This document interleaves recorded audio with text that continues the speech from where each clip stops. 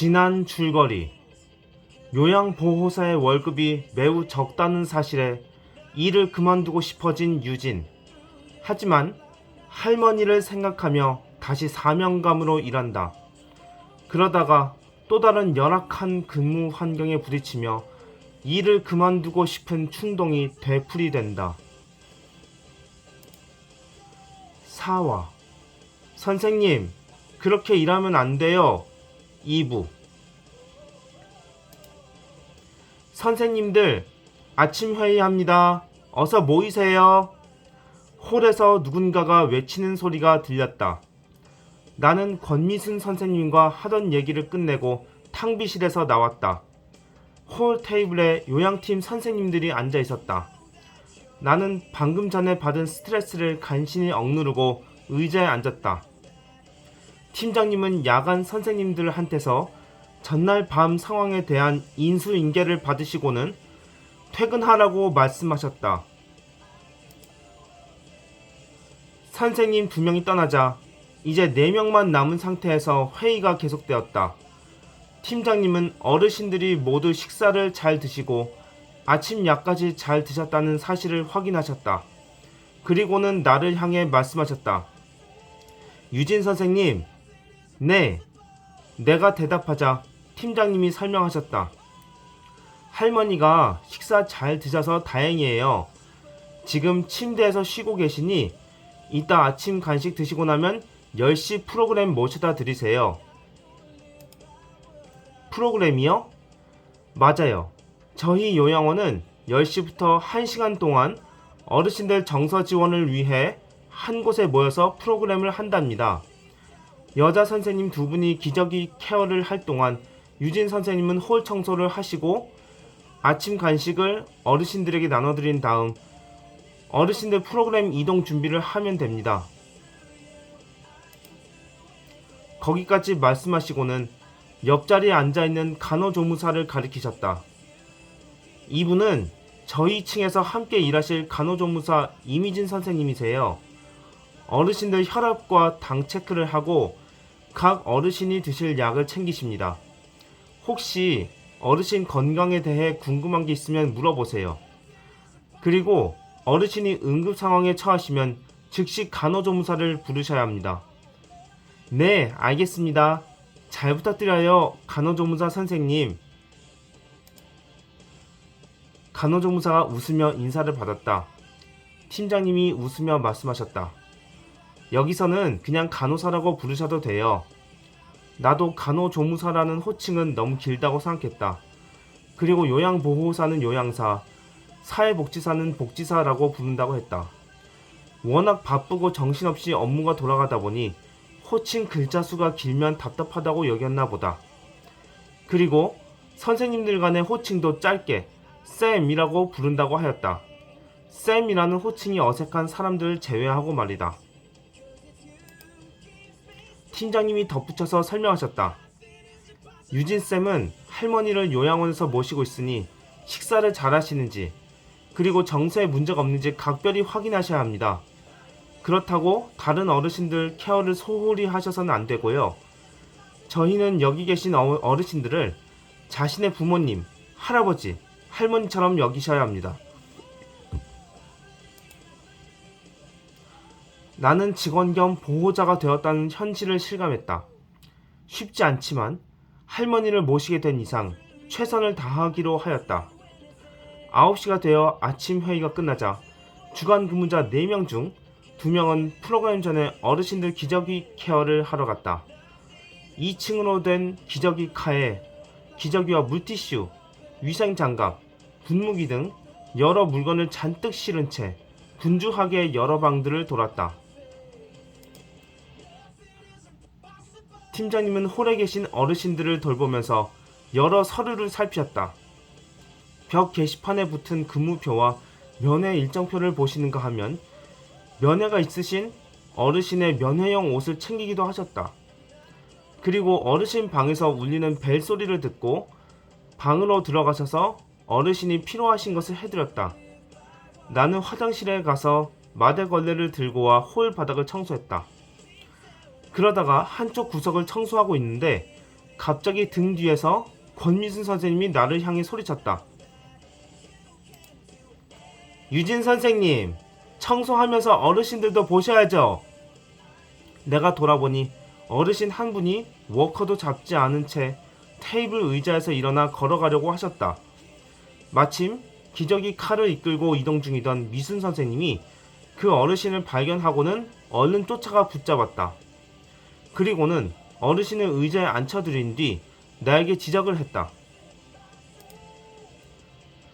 선생님은 홀에서 청소할 동안 여기 계신 어르신들도 함께 봐야 해요. 기저귀 케어하는 우리가 방에서 일하고 있고 팀장님이 저렇게 방 안에 들어가셔서 어르신을 상대하고 있으면 결국 여기 남아있는 선생님이 어르신들을 신경 써야 한다고요. 우리 요양원의 최우선 순위는 낙상사고 예방입니다. 아무리 일 잘해도 어르신이 넘어지셔서 다치면 아무 소용없단 말입니다. 청소할 때 청소 한 가지만 하시는 게 아니라 어르신들 지켜보는 일을 동시에 해내셔야 합니다. 알겠어요? 나는 한 번에 한 가지 일만 할 줄 아는 사람이었다. 그런데 두 가지 일을 동시에 하라니 얼른 대답이 나오지 않았다. 그런 내 심리를 눈치챘는지 미순 선생님이 다시 한번 일침을 가했다. 몇 명 안 되는 직원이 몇 배나 더 많은 어르신들 케어할 때에는 한 사람이 두세 가지 일을 동시에 해내야 하고 여러 사람 몫을 해내야 합니다. 그래야 선생님이 이곳에서 적응할 수 있어요. 한 번에 한 가지 일만 하는 건 있을 수 없습니다. 내가 가까스로 네 하고 대답하기가 무섭게 미순 선생님은 기저귀 칼을 끌고 다른 방으로 들어가 버렸다. 나는 그때부터 마대걸레와 어르신들을 번갈아 쳐다보며 청소를 계속했다. 얼마나 고개를 많이 움직였는지 마치 목 운동을 오래 한 것 같은 느낌이 들 정도였다. 청소를 마친 나는 프로그램 이동 준비를 위해 프로그램에 참석하실 어르신을 한 분씩 홀로 모셨다. 할머니도 그중 한 분이셨다. 할머니, 우리 프로그램 놀러가요. 재밌는 거 보여드릴게요. 그래, 너도 같이 가는 거지? 내가 그렇다고 하자 할머니는 신난다며 나를 따라 홀로 나오셨다. 나는 바쁘고 정신없는 중에도 그런 할머니의 모습을 보니 기운이 났다. 나는 할머니를 의자에 앉혀드린 뒤 다른 어르신을 모시러 갔다. 그때 어르신 방에서 벨 소리가 났다. 네, 어르신. 팀장님은 아침 간식을 나눠 드리느라 바쁘셨다. 그리하여 나는 우선 어르신 부름에 대응한 뒤 이동을 마무리해야겠다고 생각했다. 나를 부르신 분은 임수빈 어르신이라는 분이었다. 어르신은 젊은 남자가 앞치마를 두르고 일하는 것을 보고 신기해 하시며 물을 한 잔 갖다 달라고 하셨다. 내가 임수빈 어르신께 물을 갖다 드리자 어르신은 고마워 하시며 나에 대해 이것저것 물으셨다. 내가 웃으면서 친절하게 하나하나 답변해 드렸다. 그런데 기저귀 칼을 끌고 가던 권미순 선생님이 그런 나를 보고 대뜸 한마디 했다. 선생님, 그렇게 일하면 안 돼요. 내가 돌아보자 나를 보며 윽박질렀다. 지금 4명밖에 안 되는데 그렇게 어르신 한 명한테 오래 붙어 있으면 안 되죠. 프로그램 이동 준비는 끝났어요? 필요한 것만 얼른 해드리고 나오세요. 아, 예. 나는 어르신과의 대화를 끝내고 얼른 그 자리를 나와야 했다. 프로그램 이동 시간까지 얼마 남지 않아 남은 어르신들을 얼른 홀로 모시고 나왔다. 그리고는 할머니를 포함한 6명의 어르신들과 함께 엘리베이터에 올라 9층으로 갔다. 나는 그곳에 남아 프로그램이 끝날 때까지 어르신들과 함께 정서 지원을 해드리고 돌아왔다. 점심 식사가 지나고 기저귀 케어할 시간이 되었다. 권미순 선생님은 기저귀 케어하는 방법을 알려주겠다며 어느 남자 어르신 방으로 데려갔다. 그리고는 2인 1조로 기저귀 교체를 실시했다. 먼저 케어해드릴 상대는 문익찬 어르신이었다. 옆으로 누워 쿨쿨 주무시고 계신 걸 보고 나는 어르신의 어깨를 톡톡 두드리며 학원에서 배운 대로 사전 고지를 했다. 어르신, 기저귀 케어해 드리러 왔습니다. 어르신이 눈을 슬며시 떴다. 그걸 확인한 미순 선생님이 말했다. 선생님이 어르신 기저귀를 한번 갈아보세요. 바지를 벗기고 겉기저귀를 풀려고 하는데 왠지 똥냄새가 났다. 설마 하고 떨리는 손으로 겉기저귀를 열고 나니 속 기저귀에 똥이 묻어 있었다. 소변이었으면 하고 바랬는데 대변이니 기저귀 교체가 몇 배는 더 힘들 것 같았다. 미순 선생님은 눈을 치켜뜨고 내가 하는 양을 지켜보았다. 어르신, 대변을 보셨네요. 기저귀 바꿔드릴 테니 옆으로 누워주세요. 감사합니다. 엉덩이를 옆으로 뉘고 나니 똥덩어리가 한가득 했다. 나는 대변 기저귀 앞에서 주춤했다. 비닐 장갑을 쓰고 있지만 기저귀 근처에 가질 못했다.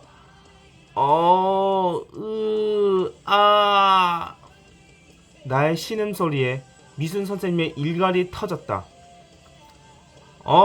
아가 어딨어? 요양보호사면 다 해낼 줄 알아야지. 나는 일을 그만두고 싶은 충동을 느꼈다. 배설물을 바로 눈앞에서 마주하고 냄새는 내 코를 찌르니 마치 대변과의 싸움을 연상케 했다. 나는 이 상황을 피하고 싶었다. 하지만 그건 불가능했다. 어떻게든 기저귀 케어를 마무리 짓고 다음 어르신한테 가야 했다. 나는 이를 악물고 똥 묻은 기저귀를 조심스레 만졌다. 그리고는 어르신의 엉덩이에서 천천히 빼냈다. 그러는데 똥덩이 하나가 꿈틀대더니 내 왼손 검지와 중지에 묻고 말았다.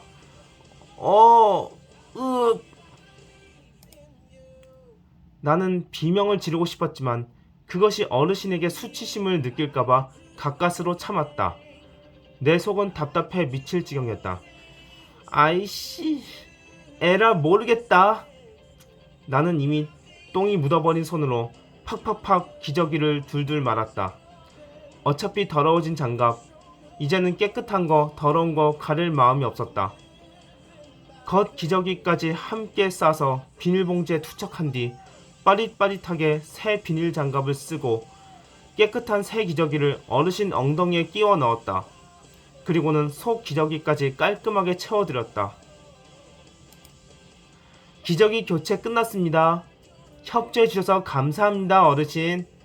나는 진땀을 닦으며 한마디 했다. 잘했어요. 이제 옆방으로 가죠. 미순 선생님이 방을 나가며 말했다. 나는 기저귀 칼을 끌고 따라갔다. 그리고는 나머지 어르신들 기저귀 케어를 무사히 끝냈다. 힘겨운 기저귀와의 싸움을 한 차례 끝내고 나는 한숨을 돌릴 수 있었다. 저녁 식사 시간이 되자 권미순 선생님은 나를 탕비실로 데려가셨다. 그리고는 설거지에 대해 알려주셨다. 어르신들 양치하신 양치통하고 앞치마하고 컵들을 설거지해주세요. 빨리빨리 하셔야 해요. 이거 끝나면 뒷정리도 해야 하니까. 어르신들 식사가 끝나고 설거지할 차례가 되자 나는 하나하나 열심히 했다. 어떤 앞치마는 김치 국물이 잔뜩 묻어 있었다. 나는 그걸 깨끗하게 지워내기 위해 박박 문질렀다. 설거지를 끝낸 나는 뒷정리를 하러 갔다. 그러다가 와상 환자인 서순자 어르신 방에서 멈춰섰다. 식사를 다 끝내신 어르신이 침대에서 90도 각도로 앉아 계셨는데 학원에서 배운 내용을 잠깐 생각해 보았다. 가만히 있자. 어르신이 저렇게 앉아 계시면 허리가 아프시니 일단 반자의 자세를 했다가 선생님! 내 생각이 채 끝나기도 전에 근처에 있던 권미순 선생님의 고함 소리가 내 등을 때렸다. 왜 그렇게 서 있어요? 아직도 실습생이야? 실습생이라는 말에 나는 참지 못하고 대꾸했다. 아니, 실습생이라뇨. 반자위 자세로 해드릴까 잠깐 고민했죠. 고민할 게 뭐 있어요? 그냥 침대 내려드리면 되지. 그러고 나서 빨리 뒷정리 하셔야지. 그렇게 말하면서 미순 선생님은 순자 어르신 침대를 완전히 내려버렸다. 나는 저래도 되나 싶으면서 잠시 동안 선임이 하는 양을 지켜보았다. 하지만 아무리 생각해도 어르신 중심의 서비스를 해야 한다는 수업 내용이 머릿속에서 떠나질 않았다. 나는 권미순 선생님을 향해 말했다. 선생님, 어르신을 바로 눕히면 안 됩니다. 다시 반자의 자세로 해드려야겠습니다. 네? 뭐라고요? 방금 뭐라고 하셨어요? 나는 침을 한 번 삼키고 다시 말했다. 식사 끝난 직후니 반자의 자세로 해드린다고요. 그리고 20분 뒤에 다시 와서 완전히 눕혀드릴 겁니다. 권미순 선생님이 어이없다는 듯이 말했다. 선생님, 그렇게 한가해? 그럴 시간 있어? 나는 두 눈을 치켜뜨고 말했다. 바로 눕히면 안 된다니까!